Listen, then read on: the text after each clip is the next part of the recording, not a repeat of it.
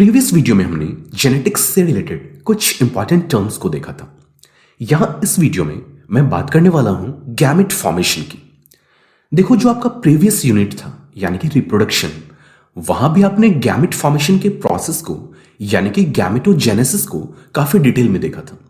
तो फिर यहां जो मैं बताने जा रहा हूं वो उससे थोड़ा अलग है।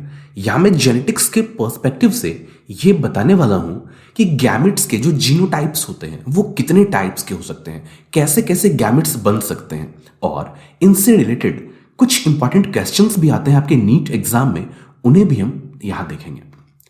मान लेते हैं ये एक सेल है जो आपके सामने ये बना हुआ है, ये एक सेल है, और आपके बॉडी का जो कोई भी नॉर्मल सेल होता है उसकी प्लॉइडी 2n यानी कि डिप्लॉइड होती है।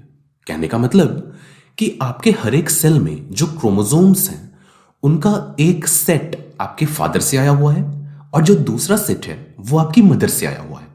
तो यहां प्लॉइडी कैसी है भाई? 2n है। 2n कहने का मतलब आपको मैं फिर से बता दूं, आपके एक सेल में 46 क्रोमोसोम्स होते हैं।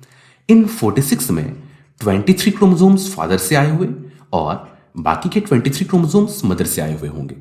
अगर मैं इन 23 क्रोमोसोम्स को n से डिनोट करूं और दूसरे को भी n से डिनोट करूं तो जो सेल की प्लॉइडी है वो क्या होगी? 2n यानी कि डिप्लॉइड होगी। अब जो गैमेट का फॉर्मेशन होता है हमारी बॉडी में वो भी किसी ना किसी डिप्लॉइड सेल से ही होता है। तो डिप्लॉइड सेल से जो गैमेट बनता है उसकी प्लॉइडी कैसी होती है? वो हैप्लॉइड होता है, यानी कि वहां सिर्फ n होता है। तब ना जब दो गैमेट्स मिलते हैं, मान लो कि एक n, मान लो कि ये स्पर्म सेल है और ये एग सेल, ये दोनों जब मिलते हैं तो जो जाइगोट बनता है वो फिर कैसा हो जाता है? 2n हो जाता है। प्लॉइडी यहां पर रिस्टोर हो जाती है। तो यहां 2n वाले एक डिप्लॉइड सेल से जो हैप्लॉइड गैमेट बन रहा है वो किस प्रोसेस से बनेगा? मियोसिस से। आपने क्लास 11th में सेल डिवीजन के दो टाइप्स को देखा, माइटोसिस एंड मियोसिस। यहां पर जो गैमेट बन रहा है वो किससे बन रहा है? मियोसिस से, क्योंकि प्लॉइडी को क्या करना है? हाफ करना है। और जब भी क्रोमोसोम्स की संख्या सेल में रिड्यूस होती है, हाफ होती है, तो ऐसा सेल डिवीजन क्या होता है? मियोसिस होता है। चलो एक और एग्जांपल यहां लेता हूं और कुछ और बताता हूं आपको। देखो, एक सेल के अंदर मान लेते हैं किसी होमोलोगस पेयर ऑफ क्रोमोसोम पे दो एलील्स हैं। चलो मान लो कि पी प्लांट के हाइट वाले कैरेक्टर की बात कर लेते हैं। मान लो कि कोई एक क्रोमोसोम है, इस क्रोमोसोम पर एक एलील है जो कि कैपिटल टी का है यानी कि डोमिनेंट वाला है, और इसकी होमोलोगस क्रोमोसोम पर जो दूसरा एलील है वो स्मॉल टी वाला है। तो यहां पर जो कॉम्बिनेशन बनी वो कैसी है? Capital T and small T. अब ये वाला जो पी प्लांट है जब ये गैमेट बनाएगा तो क्या होगा? यहां पर दो तरह के गैमेट्स बनेंगे। एक गैमेट के अंदर चला जाएगा ये वाला एलील, डोमिनेंट वाला, और दूसरे के अंदर जो एलील जाएगा वो कौन सा होगा? रिसेसिव वाला। इस पूरे वीडियो में मैं यही आपको बताऊंगा कि कैसे हम ये डिसाइड करते हैं कि किसी खास जीनोटाइप वाले प्लांट में या किसी खास जीनोटाइप वाले पेरेंट में कितने तरह के गैमेट्स बन सकते हैं। इन्हीं प्रोबेबिलिटीज के बारे में यहां हम बात करेंगे। देखो, टाइप्स ऑफ गैमेट्स कितने होंगे यानी कि कितने तरह के गैमेट्स बनेंगे, उन्हें ज्ञात करने के लिए एक फॉर्मूला का इस्तेमाल करते हैं। वो है 2n, और यहां n का मतलब क्या होता है? Number of heterozygous pair. Heterozygous तो आपको पता है क्या होता है। मान लो कि मैं लिखूं कैपिटल टी, तो ये हेटेरोजाइगस हुआ क्या? नहीं, ये होमोजाइगस हो गया। बट अगर capital T and small T लिखता हूं तो ये क्या होगा? हेटेरोजाइगस हो जाएगा।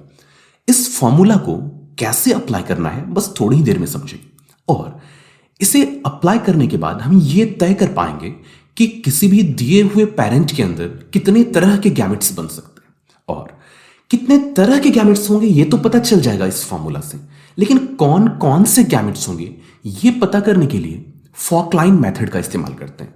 फॉकलाइन मेथड क्या होता है ये भी मैं थोड़ी देर में बताने वाला हूं आपको। देखो, जब होमोजाइगस पेयर मिलेगा तो वहां हम एक स्ट्रेट लाइन खींचेंगे, और जब हेटेरोजाइगस मिलेगा तो वहां पर फॉर्क के जैसा ड्रॉ करेंगे। देखते हैं कि आखिर कैसा मेथड है, कैसे इसे अप्लाई करते हैं।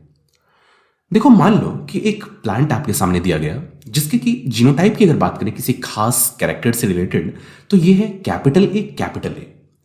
तो यहां अगर आपको कहा जाए कि इस प्लांट में जो टाइप्स ऑफ गैमेट होंगे वो कितने टाइप के होंगे, ये आप कैसे तय करोगे? सबसे पहले तो आपको n की वैल्यू ज्ञात करनी है। n यानी कि नंबर ऑफ हेटेरोजाइगस पेयर। तो n की वैल्यू यहां पर क्या होगी? क्या आपको यहां पर कोई हेटेरोजाइगस पेयर दिख रहा है? नहीं दिख रहा है ना। देखो जो कैपिटल ए है, ये जो पेयर है ये कैसा है? होमोजाइगस है। तो यहां पर हेटेरोजाइगस पेयर की संख्या क्या हुई? 0 हुई, यानी कि n की वैल्यू है 0। तो 2 टू द पावर n यानी कि 2 टू द पावर 0 की वैल्यू कितनी होगी? 1 होगी। यानी कि यहां पर जो गैमेट्स बनेंगे वो सिर्फ एक ही टाइप के बनेंगे। अब यह पता करना है कि गैमेट्स कैसे कैसे बनेंगे। देखो यहां पर होमोजाइगस पेयर है तो एक स्ट्रेट लाइन ड्रॉ करेंगे और सिंपली ये कौन सा एलील है भाई? Capital A. तो हम एक को यहां लिखेंगे, वो होगा कौन सा? Capital A. यानी कि यहां जो गैमेट बनेगा वो सिर्फ और सिर्फ एक ही टाइप का होगा, जो कि कौन से एलील को अपने अंदर रखेगा? कैपिटल ए वाले को, क्योंकि कोई दूसरा तो है नहीं यहां। चलो एक और एग्जांपल लेते हैं। मान लो कि यहां आपको जीनोटाइप दिया गया है प्लांट का, कैपिटल ए स्मॉल ए। ऐसे केस में अगर आपको गैमेट्स की संख्या ज्ञात करनी हो कि गैमेट्स कितने टाइप के बनेंगे, तो n की वैल्यू यहां पर क्या होगी? देखो यहां पर हेटेरोजाइगस पेयर्स कितने हैं? एक। बिकॉज ये जो पेयर है कैपिटल ए एंड स्मॉल ए का है, यानी कि ये हेटेरोजाइगस है। तो यहां जो n की वैल्यू होगी वो हो जाएगी 1। जब n की वैल्यू 1 हो गई तो 2 टू द पावर 1 मतलब क्या होगा? 2। यानी यहां गैमेट्स दो तरह के बनेंगे। और कौन कौन से गैमेट बनेंगे? तो यहां हम फॉर्क लाइन का यूज करेंगे और फॉर्क ड्रॉ किया हमने, और पहला एलील कैपिटल ए और दूसरा एलील स्मॉल ए। तो इस तरीके से ये पता चल गया कि जो गैमेट्स बने वो कितनी तरह के होंगे?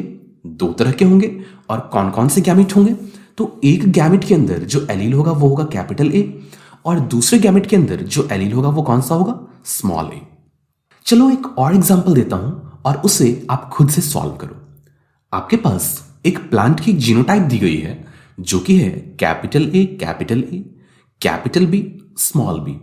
यहां पर अगर आपसे पूछा जाए कि गैमेट्स कितने टाइप के बनेंगे और कौन कौन से बनेंगे, तो आप कैसे इसे सॉल्व करोगे? वीडियो को पॉज करो और एक बार खुद से सॉल्व करो। आई होप आपने ट्राई किया होगा। चलो मैं फिर से बताता हूं कि यहां आपको उस फॉर्मूला को कैसे अप्लाई करना है। सबसे पहले तो हमें हेटेरोजाइगस पेयर की संख्या ज्ञात करनी होगी। यहां पर देखो जो पहला पेयर है यानी कि कैपिटल ए, क्या ये हेटेरोजाइगस है? नहीं। जो दूसरा पेयर है कैपिटल बी, स्मॉल बी, ये हेटेरोजाइगस है ना? बिल्कुल है। तो यहां पर जो हेटेरोजाइगस पेयर है उसकी संख्या कितनी हुई? 1। यानी कि यहां जो n की वैल्यू है वो कितनी है? 1। अब 2 टू द पावर n यानी कि 2 टू द पावर 1 की वैल्यू कितनी हो गई? 2 हो गई। यानी कि ये तो पता चल गया कि जो गैमेट्स बनेंगे वो कितने टाइप के बनेंगे? 2 तरह के बनेंगे। अब गैमेट्स कौन कौन से होंगे ये तय करना है।